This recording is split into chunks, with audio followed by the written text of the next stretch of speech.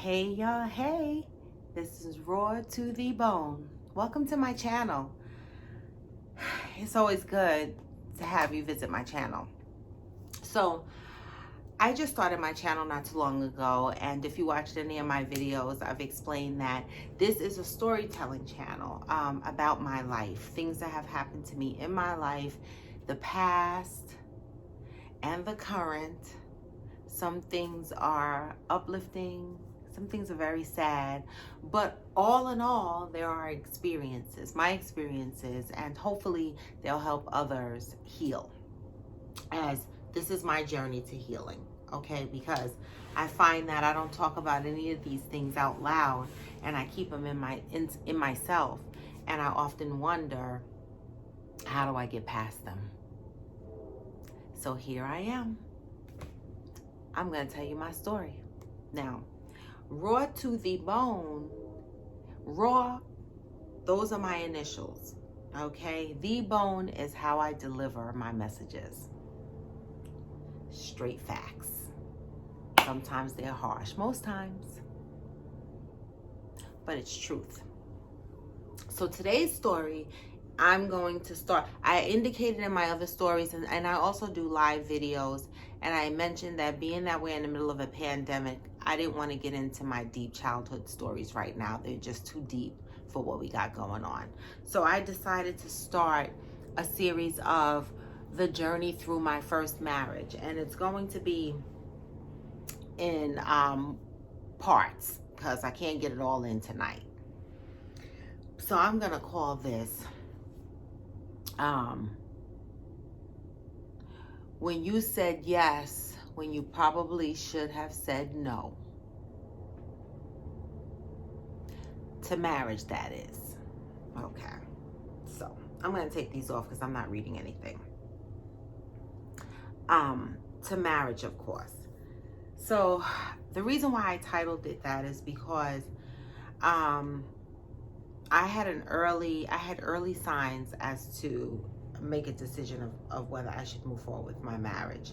But you'll hear through the story what my decision was and the outcome of it. Part 1. Why I said yes when I should have said no. All right. So I met my husband. I was working at a technical school. I had graduated from another technical school, and they gave me a job in the financial aid office, and I met my husband that way. And he attended that school for about 2 years. We dated. We got along very, very well. I loved his family. And ironically, when I met him, I had already joined a church down the street from me in Mount Vernon, New York. This might have been about 89, 90, around then. It was a Seventh-day Adventist church. And when I met my husband, I found out, well, he wasn't my husband then. When I met this gentleman, I found out he also was a Seventh-day Adventist. So this was very interesting. So I said, what could go wrong? I just got baptized. Well, I'm planning on being baptized or christened or whatever. And what could go wrong when you have a church man? Well, anyway, we proceeded to date, and to move forward, we decided to move forward and get married. He asked me to marry him, and I accepted. And at the time, I accepted fully with a yes, right? But you'll figure out when I started to feel like the no. So we started to plan our wedding, and one of the things at that time, I was living with my grandmother, and I had a son. I still have a son, of course. But he was young. He was about 6, 7. And so we started talking about, listen, since we're going to start planning a wedding, let's get an apartment. Let's start looking for an apartment. He lived in Brooklyn. I lived in Mount Vernon. I was not moving from Mount Vernon because my son had a schedule. He went to school where my grandmother worked, and so that just worked for me. So we found an apartment in Mount Vernon. It was on the borderline of the Bronx. The street was Duryea Avenue. So I thought, oh shoot, I'm on the road. I mean, you know, and he wouldn't officially move in because he said it wouldn't be right unless he was my husband. I thought I had it made. Every girl wants to hear that, right? But anyway, as we proceeded to plan the wedding, he actually got a job in the Bronx in the Soundview area. I won't say the company. And so traveling to and from work from Mount Vernon became easier, so he was staying at the house more and more. Still not deeming him officially living there, but he was at the house more and more. We were getting married in a couple of months. So he started this job and he had the evening shift, the 3 to 11 shift. Okay, perfect, right? My son was in private school. I worked during the day. I mean, everything just worked out. It was a perfect schedule. So anyway, as we're planning this wedding, one day we're just in the house and the phone rings. Bling, bling, bling. So I picked the shit up because, I mean, it's my house. Hello? How may I help you?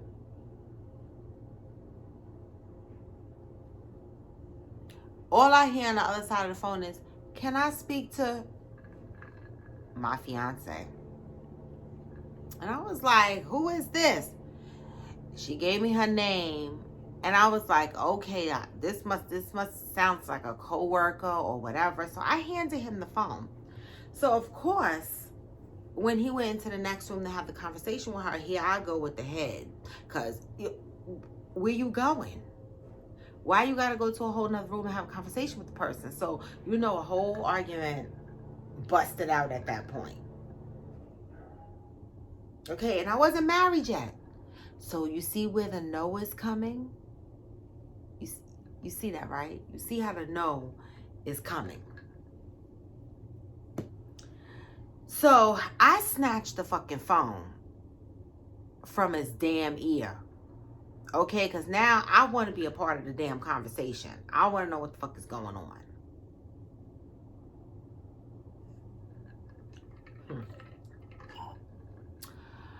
on. Who are you? Oh, I need my phone. Who are you? Really? That's what he told you? Oh, so that y'all know? He told her that I was his roommate.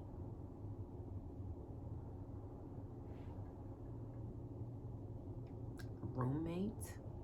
That's what niggas was doing? They was talking about we roommates? Okay. I said, well, let me clear that up for you. I'm not his damn roommate, okay? He's supposed to be my fiance, and we're supposed to be planning a wedding. So I don't know what the F is going on. She kept going on and on and on and on and on and on and on.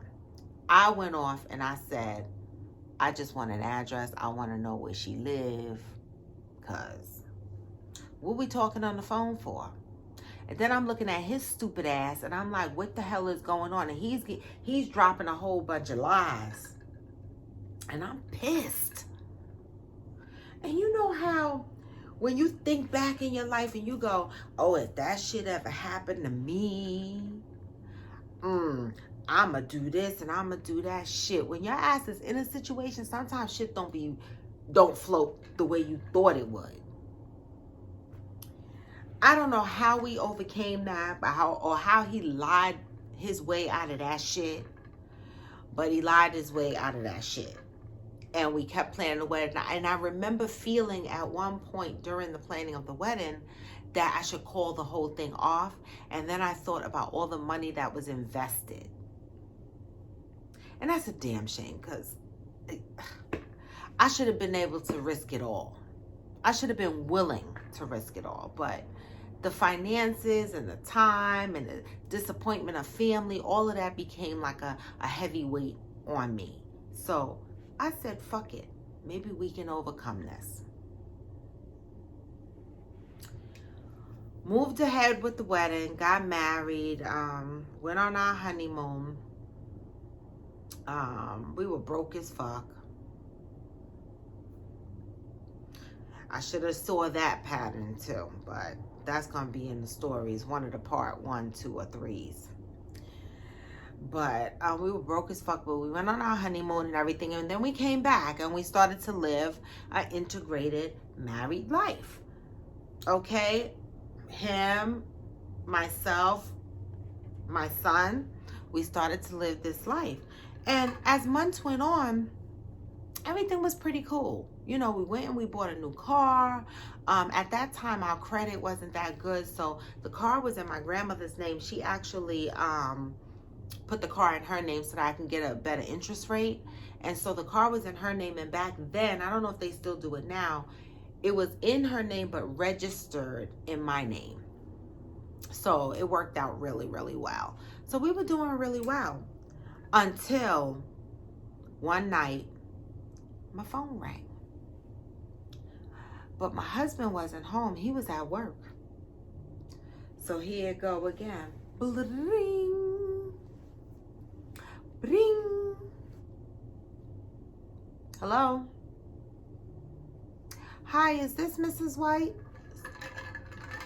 Yes, this is she. And they went on and on and on. Do I know what they were telling me? Mrs. White, I see your husband go out to dinner with the girl. They go to McDonald's, pizza, Chinese, every night together. Okay, so she thought she was doing me some good. I cursed the bitch out.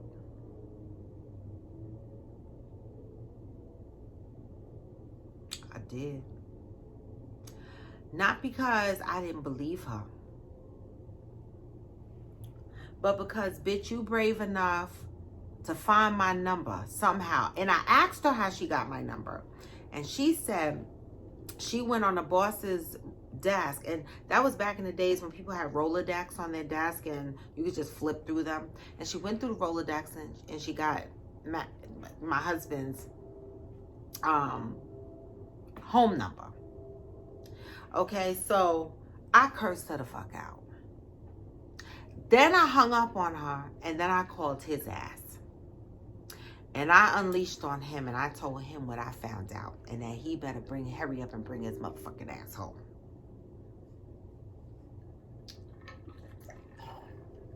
At this point, my son was in the bed sleeping. And the way our apartment was set up, you come through the front door, the kitchen was to the left, and then you had to go through this little foyer, and then my son's room was back there. So I made sure my son's room was closed. Okay? So he tried to lie his way through it on the phone, but it didn't matter. I was waiting for him to come home. You know, like that. I don't know if you guys saw that movie Trilogy. You know, like that voodoo doll that had that fucking knife. I was sitting there like that. I didn't have the knife yet. So yeah, I was sitting there like that damn voodoo doll. So anyway, the chain was on the door. 1 or 2 o'clock in the morning, he put his key in the door and he tried to open up the door. Okay? Well, the chain was on there. He's talking about, Robin, open up the door, stop playing. Who's playing? I wasn't playing. It was winter time. He talking about it's cold outside, open up the door.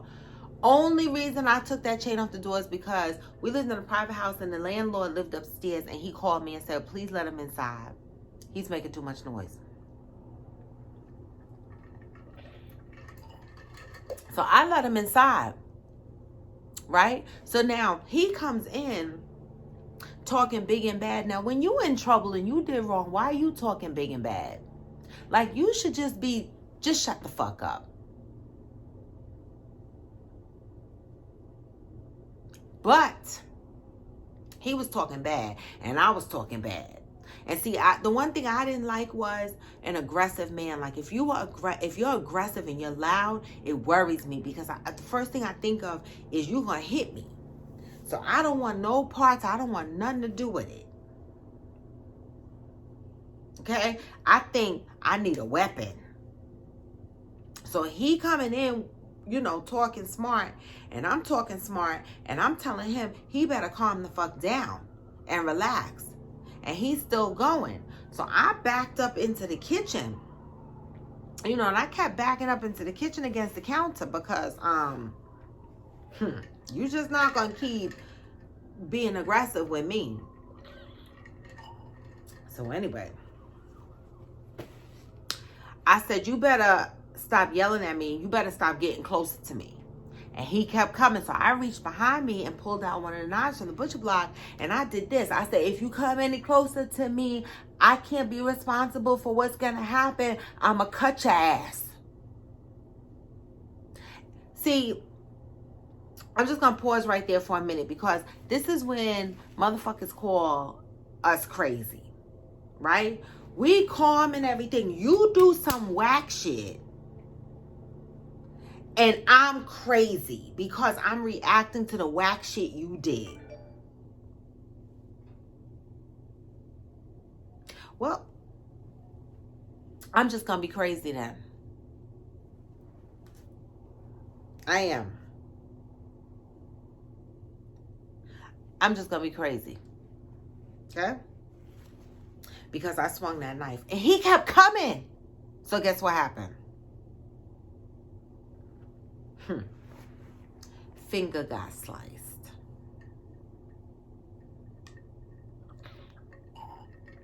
His finger got sliced. First thing he said was, how could you do that? How? Did I not say don't come any closer? Was I not warning you by swinging this like this? And I said I couldn't be responsible for what's going to happen. I'm going to cut you. So because you didn't listen, you're asking me how could I do that? It just didn't make sense to me. And I didn't give a fuck. And he dropped down to his knees because, I mean, his finger, like where the little line is or whatever, sliced off. Oh my God, his family gonna kill me because they follow me on social media and they follow my YouTube channel. But I mean, I still love them. I mean, it's a great family and everything. But I mean, this shit is real. This is what happened.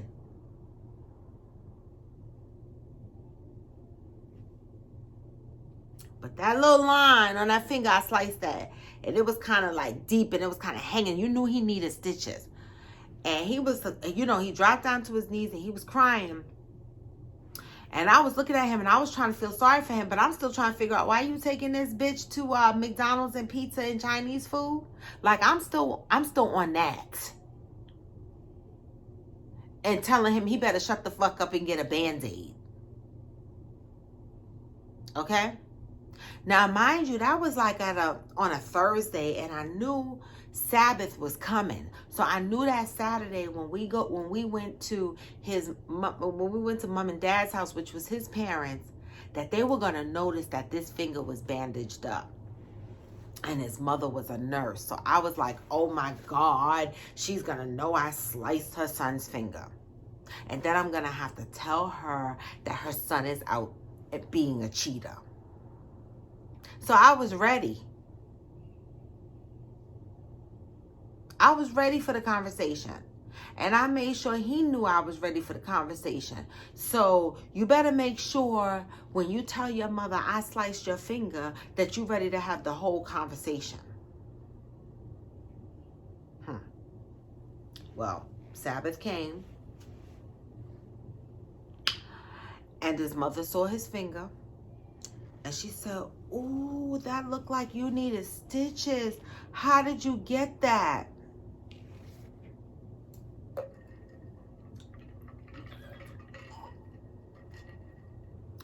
His response was slicing peppers and onions. So now I know how abused people be coming up with these excuses when their man be whipping their ass. But he deserved that shit. But I was ready for the real conversation. He could have told the truth. I didn't tell him to lie. I said, tell him. Let's have the conversation. He didn't want to be embarrassed. So that lie was on him.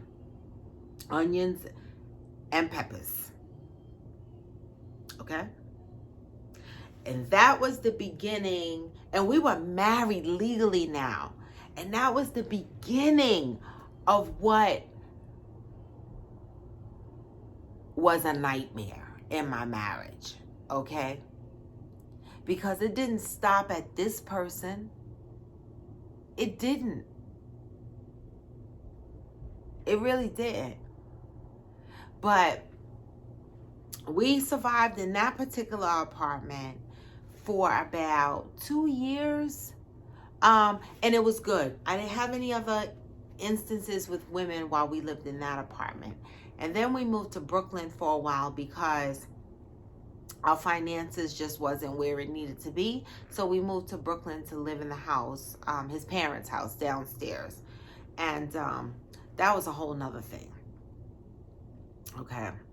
I lived in Brooklyn and I gave him a certain amount of time to get my ass back to Mount Vernon. I couldn't deal with living in Brooklyn. Not because it's a bad place, but because my son was still going to school in Westchester, and you know, the commute back and forth and everything, it was just too much. So I knew I needed to go back to Westchester. And ultimately, when I spent a couple of months in Brooklyn, I turned around and told him I wanted to go back to Mount Vernon. He didn't move fast enough. So I moved out. I said, I will go stay with my girlfriend until you get me an apartment back in Mount Vernon. Okay? Eventually he did. He did give me an apartment in Mount Vernon, and we moved into a house, a Victorian house, beautiful house. Oh my God, it was such a nice apartment. It was on Prospect Avenue near downtown where the train station was in Mount Vernon. I loved that apartment. It had the front entrance, we had the backyard entrance, and I just loved that apartment. But that apartment, that came with the next set of infidelities.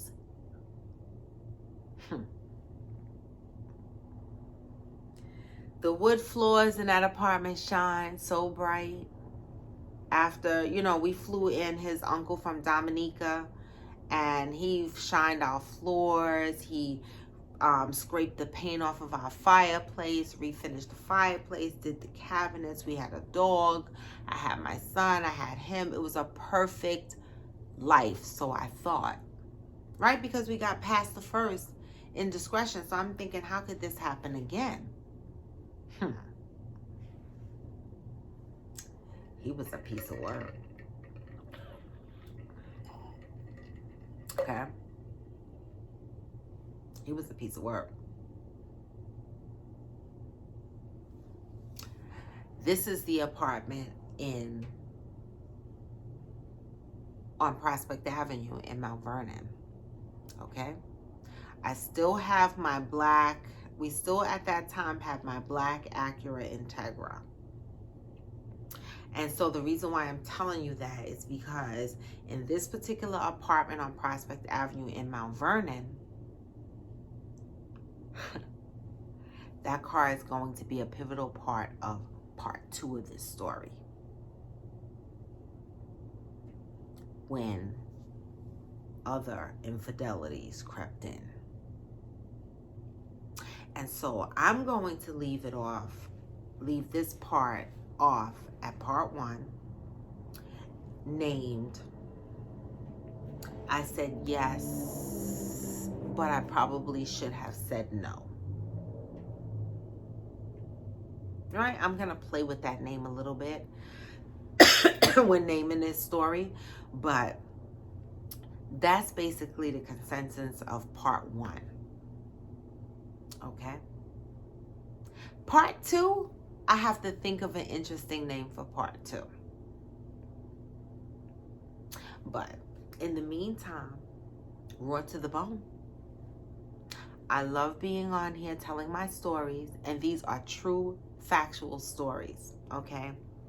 And again, when the pandemic is over, I will start talking about more of my childhood stories, because that's where I really wanted to start. But it's too much sadness right now, right? So I kind of want to tell lighter stories, nothing too heavy. So please subscribe to my page and hit the like. And make sure you put comments or questions. I'll answer any questions and I will acknowledge all comments. And make sure you're practicing social distancing. This will be over soon. Okay? Please like and subscribe to my channel, Raw to the Bone. And also I'm on IG. If you want to hop over there and follow me, you're all welcome. But, so, gone for now, but not gone forever. Raw to the bone.